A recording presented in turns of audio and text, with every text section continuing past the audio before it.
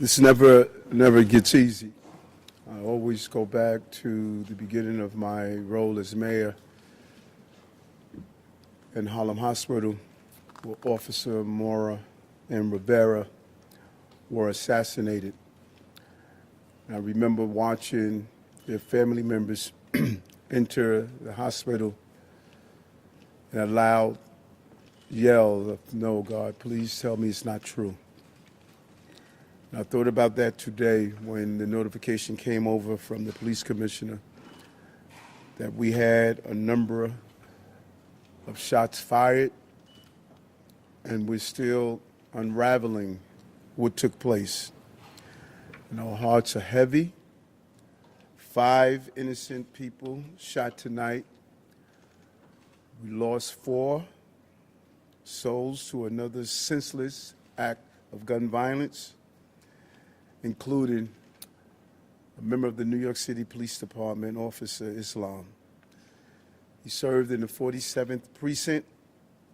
He was just 36 years old and a 3.5-year veteran of the department.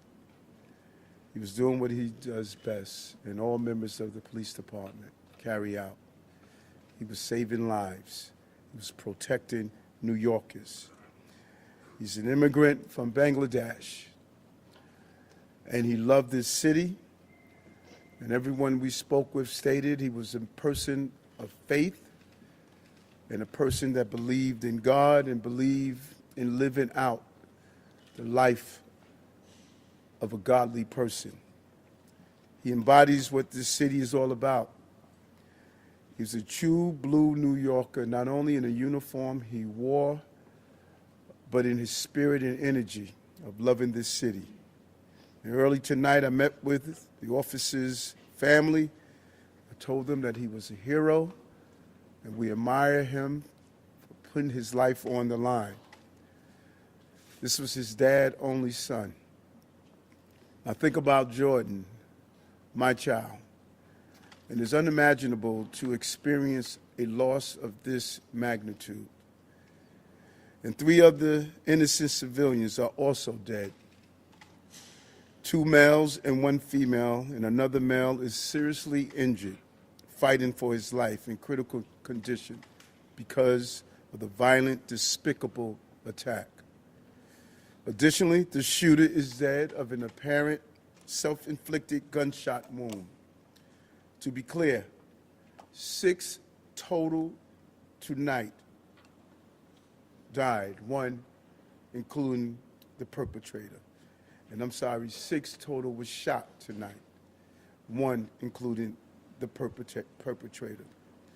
No words can describe this act of evil, a man who takes the life of others who are innocent. And no words can fill the void that has been left by this tragedy. Our hearts break for the families and friends of the victims. We pray for the swift and safe recovery of the injured. The horrific crime reminds us all how easy it is to gain access to a gun. Gun violence has scarred so many neighbors and ripped apart too many families across this entire country. And we will continue the fight to do all we can to protect our city. But tonight we mourn for those who were killed. And we pray for the families as they go through this painful moment. And as I stated, 5 innocent people were shot. And the perpetrator was shot. We will continue to do what we do as a city, and that's fight to protect innocent New Yorkers. At this time, I'm going to turn it over to the Police Commissioner of the City of New York, Commissioner Tisch. Thank you, sir. The information that I'm about to provide is preliminary and subject to change. At 6:28 p.m., the 911 call center started receiving multiple 911 calls for an active shooter inside of 345 Park Avenue at 52nd Street in Manhattan. What happened next is under an active investigation, and details are still coming in, but here's what we know so far.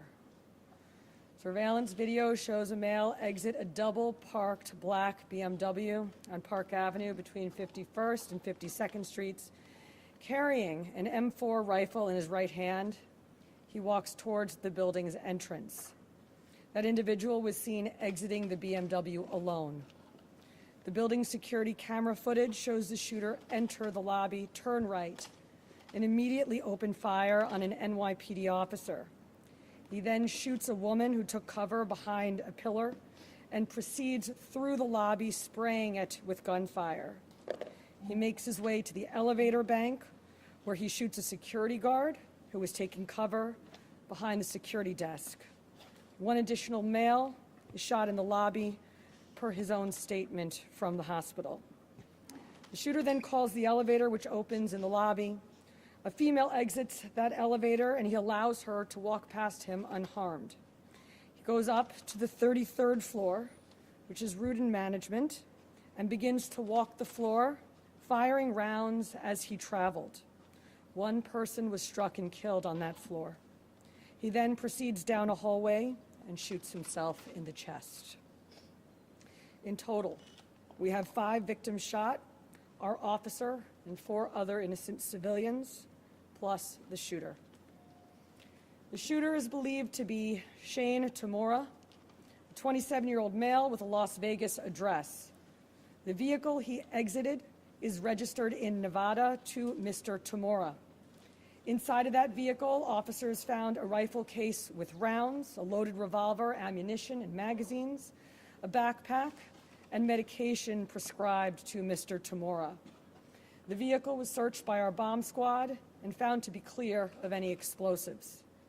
The initial investigation shows that Mr. Tamura's vehicle traveled cross-country through Colorado on July 26th, then Nebraska and Iowa on July 27th, and then in Columbia, New Jersey, as recently as 4:24 p.m. today. The vehicle entered New York City shortly thereafter. According to our law enforcement partners in Las Vegas, Mr. Tamura has a documented mental health history. His motives are still under investigation, and we are working to understand why he targeted this particular location. 345 Park Avenue is a commercial office building whose tenants include the NFL, Rudin Management, KPMG, and Blackstone. At this time, 4 of the 5 victims are deceased, including our NYPD cop.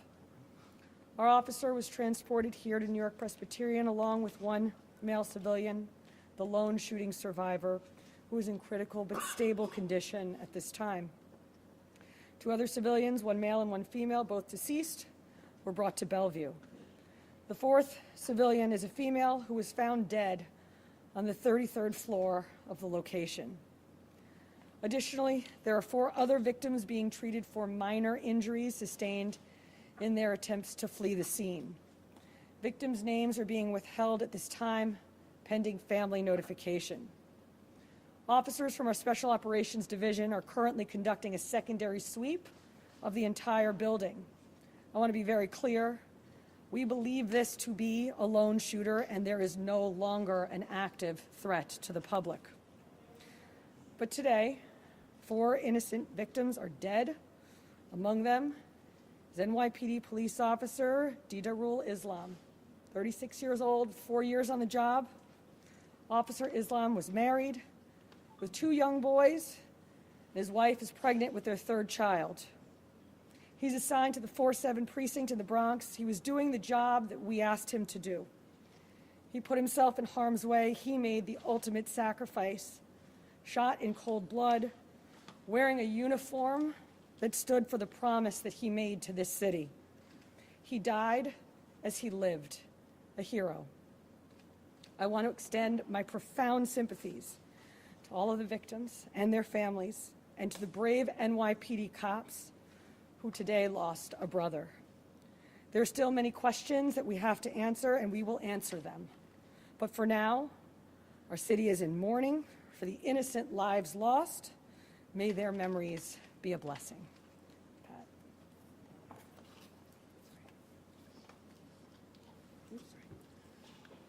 Patrick Hendry, President of the PBA. This is a devastating night for our city, for our police department. Pure evil came to the heart of our city and struck innocent people. And one of our police officers who were protecting those people. We lost 4 people tonight in our hero brother who gave his life for this city. He was a hardworking police officer who was proud, we know, from hearing from his family, to put on that uniform and shield of a New York City police officer every day and went out and did his job. And he went out every single day to provide for his family, whether it was overtime or whatever he had to do to provide for this family. That's what he did on a daily basis. And his family is devastated. A wife losing a husband who provided for that family. A father who's not going to see his son again. And our hearts of every New York City police officer right now is hurting. We're hurting for our brother police officer who we lost. We're hurting for that family. We're hurting for all the victims and hurting for all the families of the victims. And we're all asking, why? Why did pure evil come here? And we know our police department and our law enforcement partners will work tirelessly to get those answers. But now our job as police officers is to be there for this family, to support them in any way that we can, to come together as a city, to be there for these families of the victims. And we will continue to do that, because that's what New York City police officers do. And we're going to continue as police officers to go out and protect this city, because we know that evil can strike at any time. But police officers are willing to risk their lives to protect everyone in this room and protect everyone in this city. So we ask all New Yorkers to pray for our police officers' family, to pray for all the victims and their families. And we need to stand united going forward. We thank you for covering this story. We are also joined by our federal partners from the ATF and the FBI. I want to give an opportunity to our partner in the FBI, a special agent in charge of the New York City Fields Office, Chris Rea.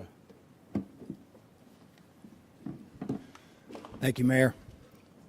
First off, on behalf of all the men and women of the FBI, I'd like to extend my deepest condolences to the victims of this senseless tragedy. And also personally, I want to extend my condolences to the police commissioner. And just please know, ma'am and Mr. Mayor, that you have the full force of FBI New York and the full force of FBI to get to the bottom of the answers. Upon learning of the incident this evening, FBI agents immediately deployed to the scene to assist our NYPD partners. While this remains an NYPD investigation, the FBI's New York office stands ready to provide any and all resources to assist our partners. Initial checks of our internal systems have not revealed any information about the subject, but when and if more information becomes available, we will share what we can, when we can, with the public. Thank you. Okay, we're going to do some on-topic questions, folks. Start with CNN, please. Just a quick question about the police officer. When he was standing in the lobby, did he have a chance to fire his weapon at the shooter, or was he completely ambushed? And also, when the shooter got to the floor, approximately how many people were on that floor, and what were they doing? All of this information is under active investigation. Videos are being reviewed. And as this investigation continues to unfold, we'll be able to answer those questions. But right now, it's an active investigation. Miles Bloomberg. Commissioner, if you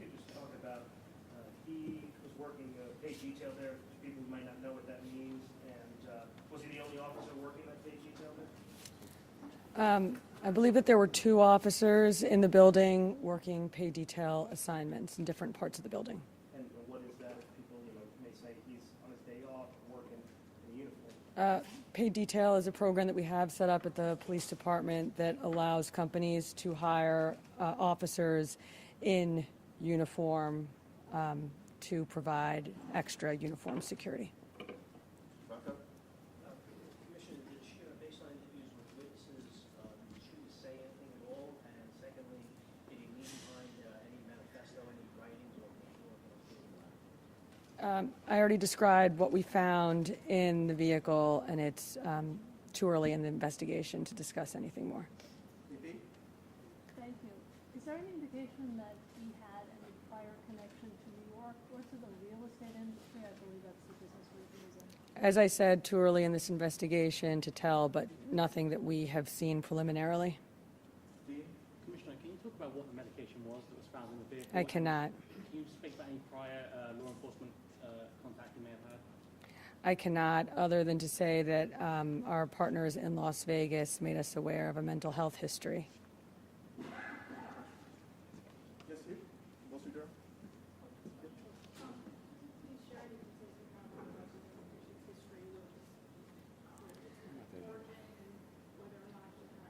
Just what I said already. It was an M4 rifle, and we also found a revolver in the vehicle with ammunition and magazines. He did have a license in the state of Nevada.